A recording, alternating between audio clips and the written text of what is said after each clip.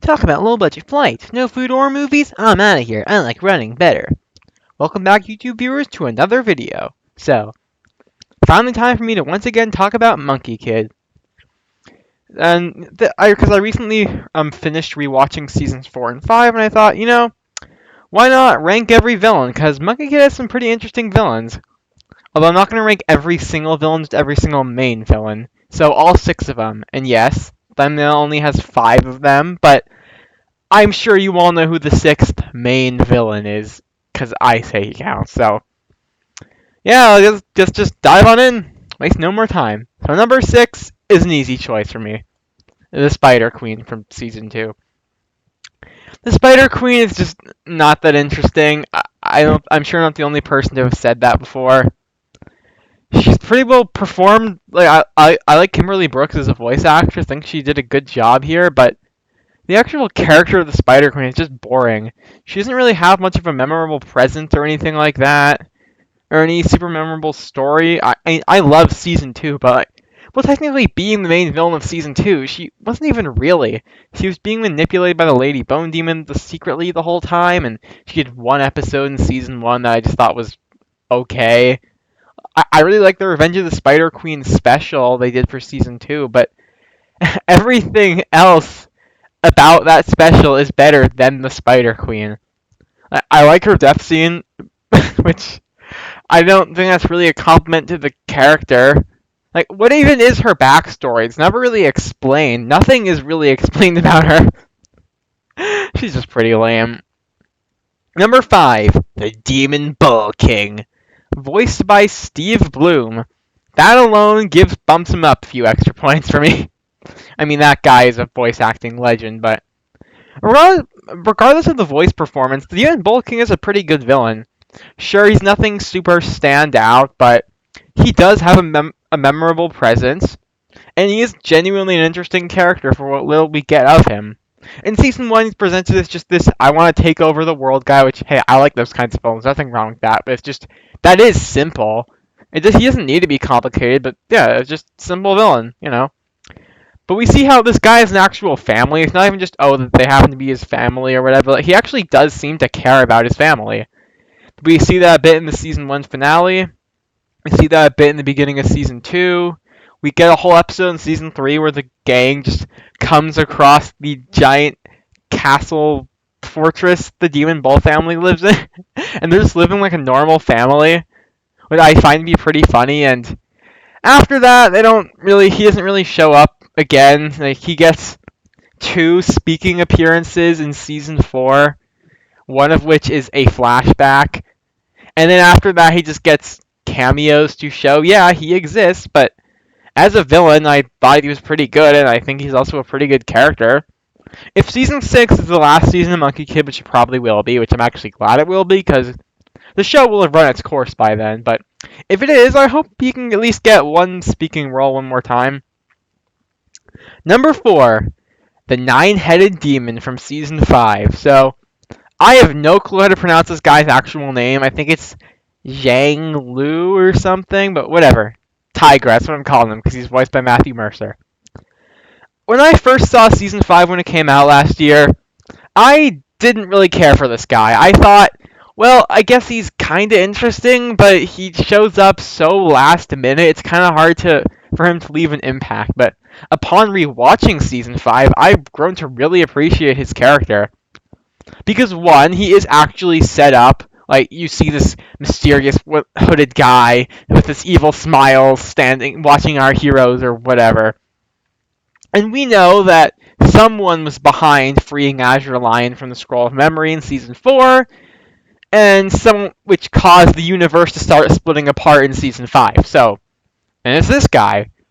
And his backstory, while a little not necessarily confusing, a little more, I guess, vague is the word for it, it's still quite interesting.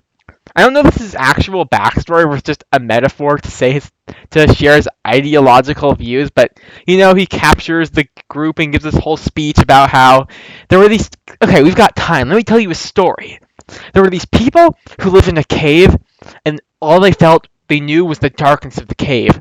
They knew about the heat of the sun, but they were afraid of it. But then one day, one of them ventured out of the cave. Look, it's genuinely a really good backstory, I think, but it's just kind of laughable.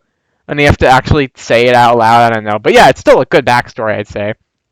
I like his design, I like his vocal performance, and I hope he appears more in season 6 because he is genuinely interesting. We didn't get to learn that much about him. We know that he is basically responsible for every single event in the show. He is the one who freed MK prematurely from the rock of that he was hatched from, which is why MK was the center of so many big battles and world-ending stakes. Because he was created to sacrifice himself to save the universe from destruction. That was basically his one purpose in life. But this guy, he sort of represents the message of season 5, which is choose your own path. But this guy is still not that good because he presents MK with two choices, but both choices are still terrible. But in the end, despite having the universe saved, which I guess he did want, but he seems to be really happy for MK. He says, "Wow, kid, you were able to choose your own path. That's amazing." And then he gives this vague thing about how he's winning. Who is that? And he has this kind of weird orange power that Macaque now suddenly has. And he is more interesting for what he represents to the plot rather than what he is as a character. Who he is as a character, but he is still an interesting character nonetheless. I mean, he talks about how we learned in season 5 that the world has gone through many different cycles, and apparently he knew Wukong in one of those cycles. We don't know how but hey, we don't need to see that, but I like to see it. Yeah, he's a really interesting character to talk about, and I hope he appears more because he didn't get that much screen time. But when he did, he was quite interesting. Number 3, the Lady Bone Demon from season 3 and season 2, I guess. So I know a lot of people would probably say the Lady Bone Demon is number 2 or even number 1, but I have to put her down as number 3, not because I think she's a bad villain. I think she's a great villain. I just prefer my top other two, but so I think she was really interesting because, as we can see, in the first 3 seasons, and I guess now for seasons 4 and 5, and eventually 6, Monkey Kid is planned out in 3-year cycles. I mean, that's how most LEGO adventure themes are planned out. 3-year cycles. The problem is a bunch of them get cut after 2.5 years. The Monkey Kid has gotten extended past 3 years, but because it was still planned for that originally, the first 3 seasons of Monkey Kid feel like this one complete story with a beginning, middle, and end. And she is there through all of it, basically. At the end of the first episode of season 1, DBK and his minions unearth some kind of mysterious chest with this creepy whisper that possesses him at the end of season 1, and then the spirit escapes and possesses a child. And then season 2, this child demon is helping the Spider Queen, but as we find out, she has some kind of history with Wukong. And then we find out halfway through the season that this is not just some random demon. This is the Lady Bone Demon. And at the end of season 2, she is able to complete her giant mech and kill the Spider Queen and her henchmen, and seemingly destroys the entire city and takes MK's staff and just wins. She wins completely. MK is lucky he did not die. If Wukong didn't show up at the last second to save him, he would have died. That is how you make a villain with presence, for one thing. Like how her mech is so enormous that even the Monkey King mech, which before was presented as a giant, is just the size of this thing's hand.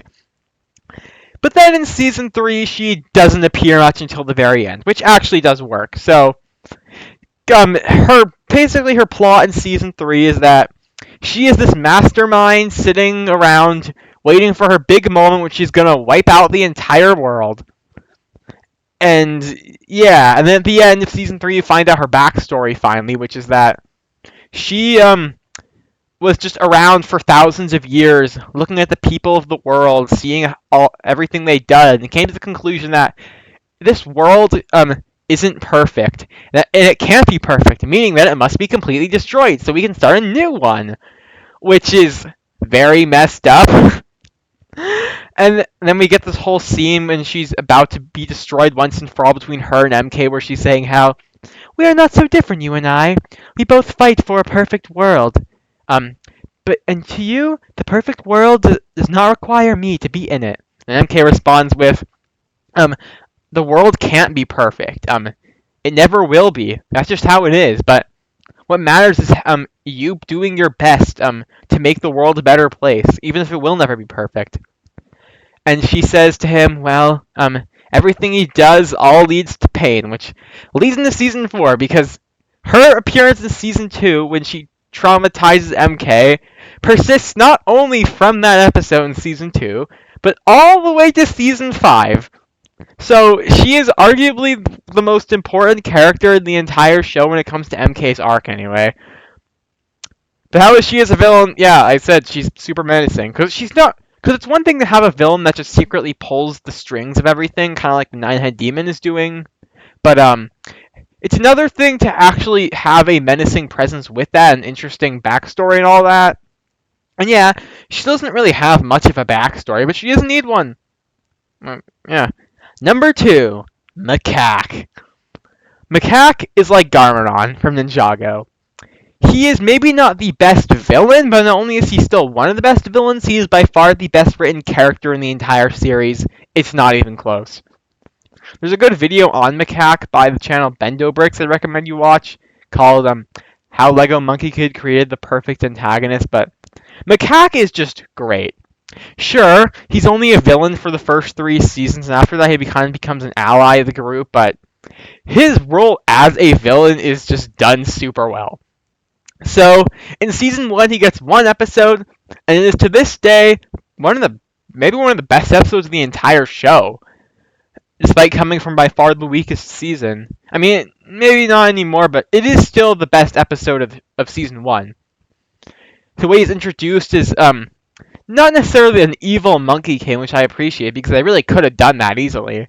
But instead, he seems to have this kind of rivalry with Wukong. We don't know why he wants to kill him, but he does. But we also get him saying to MK, you know, you really are a good kid. Super nice. Which I think he's just saying is, you're so stupid and gullible. You're able to convince me. I was able to convince you to be your master, and then I could take your powers and all that. But in the season 2 episode, Shadow Play, which is still one of my favorite episodes of the whole show, we get a little more insight into his character that just makes him all the more interesting. In season 1, he was presented as this ancient enemy of Wukong. Why? We don't know. In season 2, we hear their backstory about, the hero and the warrior, the sun and the moon, all that, which is great. They were once best friends until they ended up hating each other because the hero's power grew. And as his power grew, so too did his shadow. And soon the warrior was cast in that shadow, which we still, 5 seasons in, don't really know why they had a falling out. We kind of do, but not really, but whatever. So, but whatever. The point is, season 2 episode gives more insight into how he views MK. He doesn't view MK as some dumb, gullible kid. He views MK as someone he wants to save because he hates Wukong, but not as just I'm evil so I don't like you. It's you ruined my life, so I want to stop this kid from becoming your student because I don't want him to end up being ultimately betrayed by someone he trusts, just like I was betrayed by you. That's why he tells MK at the end of that episode, you really are a good kid with one terrible teacher. And of course the line, you really are just that bit too much like him. And then he seemingly dies, maybe, but no, he was, in season 3 you find out he was kidnapped by the Lady Bone Demon's henchman guy. And he's basically the main villain of most of season 3, where he's chasing down the group. But as they try, except, why is he chasing them down? Because, I think he had some kind of deal with the Lady Bone Demon that if he does work for her, she will not kill him, but if he doesn't work for her, he will be consumed by her magic or something and die. And yeah, throughout season 3, he also provides a really menacing presence. Because in season 1 and 2, he was a guest character. 1 appearance per season. In season 3, he appears a lot, but it doesn't make him feel like he doesn't matter anymore, like he's being overused. It further feeds into his character arc. And we still get to see the macaque we all know and love from seasons 1 and 2 there. We get to see his whole, the way he taunts MK continuously, or how whenever he's about to hit someone with this big punch, he always raises his voice. Rest in peace, Billy Camas. He did such a great job voicing him. Though Alejandro Saab, who does the voice now, is really good, and he actually voiced Shadow and Knuckles in a Christmas with Sonic, which is a really popular fan series. But this whole video is basically just turning into a macaque character analysis. It's kind of missing the point of how he was as a villain, but it's just because he's such a great character, it's kind of hard to really just talk about him as a villain, because you have to talk about everything he did, which spans 5 seasons of television. Point is, macaque is a really good villain and a great character. The best Monkey Kid villain, without a doubt, is Azure Lion. I already talked about him in my Monkey Kid Season 4 review, which sadly wasn't as good as I hoped it would be, but Azure is pretty great. I mean, for one, he's voiced by Christopher Sabat, who was Vegeta and Piccolo in Dragon Ball, which is definitely no coincidence considering Wukong is voiced by Sean Schemmel, but his backstory and motivations are really interesting because he's almost presented to be sort of like the Lady Bone Demon, but not quite as horrible. So for her, she saw that the world was imperfect, so she thought she should just completely destroy it and start over and create the perfect world. But Azure Lion, well, he does see the world as imperfect and wants to make it better. He doesn't just want to destroy it and start over. He genuinely believes he can create the perfect world. But to do so, he must rule it by dethroning the Jade Emperor, who is basically God in this mythology, I guess. So this guy has a serious messiah complex, I think that's what it's called. Yikes. We see his backstory with Wukong about how he was part of his brotherhood and they led the charge to take down the Jade Emperor and help make the world a better place until they got defeated and Wukong was forced to work for the Jade Emperor. Except Azure didn't see it as you got forced to work for our enemies. It was, you betrayed us, brother! And then he gets trapped in the Scroll of Memory, and then he gets freed where the events of Season 4 can take place, where he regathers the Brotherhood and kills the Jade Emperor and tries to fix the universe, only to see that, okay, one, physically he is not capable of holding down that kind of power, but he also was just couldn't understand that you can't make the world perfect. Much like MK stated at the end of Season 3, you just gotta make the world a little better than you found it.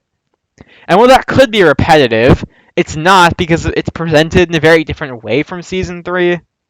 But he also just has great presence. The vocal performance, the design, the animation, all that stuff. It's really good.